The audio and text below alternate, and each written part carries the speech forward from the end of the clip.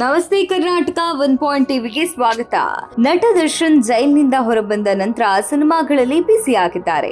ಈ ಮಧ್ಯೆ ಚಿತ್ರದುರ್ಗದ ರೇಣುಕಾಸ್ವಾಮಿ ಕೊಲೆ ಪ್ರಕರಣದಲ್ಲಿ ನ್ಯಾಯಾಲಯಕ್ಕೆ ಅಲೆದಾಡ್ತಾ ಇರುವ ನಟ ದರ್ಶನ್ಗೆ ಕೋರ್ಟ್ ಮತ್ತೊಂದು ಶಾಕ್ ನೀಡಿದೆ. ಮೈಸೂರು ಫಾರಂ ಹೌಸ್ನಲ್ಲಿ ವಿದೇಶಿ ಬಾತುಕೋಳಿ ಸಾಕಿದ್ದ ಹಳೆಯ ಪ್ರಕರಣಕ್ಕೆ ಸಂಬಂಧಿಸಿದಂತೆ ದರ್ಶನ್ ಜೊತೆ ಪತ್ನಿ ವಿಜಯಲಕ್ಷ್ಮಿ ಅವರಿಗೂ ಕೂಡ ಕೋರ್ಟ್ ಸಮನ್ಸ್ ಜಾರಿ ಮಾಡಿದೆ.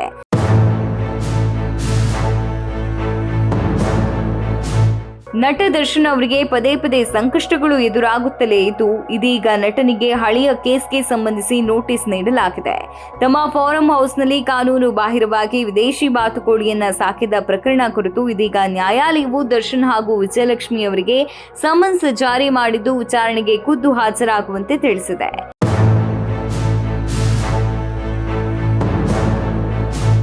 ಟಿ ನರಸೀಪುರ ತಾಲೂಕಿನ ಕಂಪಯ್ಯನ ಹುಂಡಿಯ ವಿಜಯಲಕ್ಷ್ಮಿ ಮಾಲೀಕತ್ವದ ಜಾಗದಲ್ಲಿರುವ ತೂಗುದೀಪ ಫಾರಂ ಹೌಸ್ನಲ್ಲಿ ಈ ಹಿಂದೆ ಅಕ್ರಮವಾಗಿ ಬಾರ್ ಹೆಡೆಡ್ ಗೂಸ್ ಎಂಬ ವಿದೇಶಿ ಬಾತುಕೋಳಿಗಳನ್ನ ಸಾಕಲಾಗಿದೆ ಎಂಬ ಆರೋಪ ಕೇಳಿಬಂದಿತ್ತು.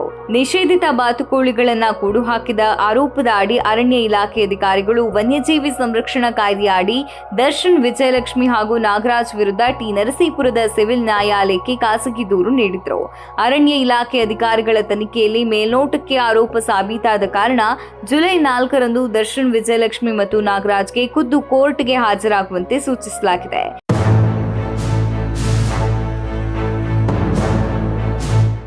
ಇನ್ನು ದರ್ಶನ್ ಫಾರಂ ಹೌಸ್ನಲ್ಲಿ ಹಲವು ವಿಧದ ಪ್ರಾಣಿ ಪಕ್ಷಿಗಳನ್ನ ಸಾಕಿದ್ದಾರೆ. ಪ್ರಾಣಿ ಪ್ರೇಮಿಯಾದ ದರ್ಶನ್ ಫಾರಂ ಹೌಸ್ನಲ್ಲಿ ಕುದುರೆ, ಹಸು, ಎತ್ತು, ಬಾತುಕೋಳಿ, ಗಿಳಿಗಳು, ಕೋಳಿ ಹಾಗೂ ಕುರಿ ಜೊತೆ ಹಲವು ಪ್ರಾಣಿಗಳು ಕೂಡ ಇವೆ. ಈ ಹಿಂದೆ ಯೂಟ್ಯೂಬರ್ ಒಬ್ಬಾತ ದರ್ಶನ್ ಫಾರಂ ಹೌಸ್ನ ವಿಡಿಯೋ ಮಾಡಿದ್ರು. ಸಂದರ್ಶನದಲ್ಲಿ ದರ್ಶನ್ ತಮ್ಮ ಫಾರ್ಮ್ ಹೌಸ್ನಲ್ಲಿರುವ ಪ್ರಾಣಿ ಪಕ್ಷಿಗಳ ಬಗ್ಗೆ ವಿವರಿಸಿದ್ರು. ಆಗ ಇದೇ ಬಾರ್ ಹೆಡೆಡ್ ಗೂಸ್ ಬಾತುಕೋಳಿಯ ಬಗ್ಗೆಯೂ ದರ್ಶನ್ ಮಾತನಾಡಿದ್ರು.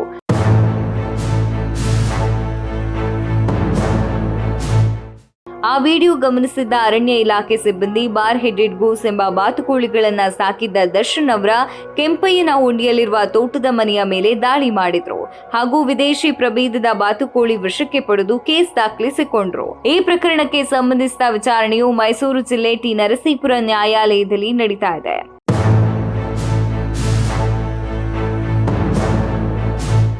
ಆದರೆ ವಿದೇಶಿ ಪ್ರಭೇದದ ಬಾತುಕೋಳಿಗಳನ್ನ ಸ್ನೇಹಿತರು ನೀಡಿದ್ರು ಎಂದು ದರ್ಶನ್ ಸ್ಪಷ್ಟನೆ ನೀಡಿದ್ರು. ದರ್ಶನ್ ವಿರುದ್ಧ ನಿಷೇಧಿತ ವನ್ಯ ಪಕ್ಷಿಗಳ ಸಾಕಾಣೆಗಾಗಿ ಪ್ರಕರಣ ದಾಖಲಾಗಿದೆ. ಫಾರಂ ಹೌಸ್ ದರ್ಶನ್ ಪತ್ನಿ ವಿಜಯಲಕ್ಷ್ಮಿ ಹೆಸರಿನಲ್ಲಿ ಇರೋದ್ರಿಂದ ಅವರಿಗೂ ಕೋರ್ಟ್ ಸಮನ್ಸ್ ಜಾರಿ ಮಾಡಿದೆ. ಹೀಗಾಗಿ ನಟ ದರ್ಶನ್, ವಿಜಯಲಕ್ಷ್ಮಿ ಹಾಗೂ ಮ್ಯಾನೇಜರ್ ನಾಗರಾಜ್ ಜುಲೈ 4ರಂದು ಕೋರ್ಟ್ಗೆ ಹಾಜರಾಗಬೇಕಿದೆ. ಈಗಾಗಲೇ ರೇಣುಕಾಸ್ವಾಮಿ ಕೇಸ್ಗೆ ಸಂಬಂಧಿಸಿ ಕೋರ್ಟ್ಗೆ ಅಲೆದಾಡ್ತಾ ಇರುವ ದರ್ಶನ್ಗೆ ಇದು ಹೊಸ ಸಂಕಷ್ಟ ತಂದಿದೆ. ಇದಾಗಿತ್ತು ನಟ ದರ್ಶನ್ ಹಾಗೂ ಪತ್ನಿ ವಿಜಯಲಕ್ಷ್ಮಿಗೆ ಕೋರ್ಟ್ ಸಮನ್ಸ್ ನೀಡಿರುವ ಕುರಿತು ಮಾಹಿತಿ. ಇನ್ನಷ್ಟು ವರದಿಗಳೊಂದಿಗೆ ಮತ್ತೆ ಬರ್ತೇವೆ. ಇದು 1 ಟಿವಿ.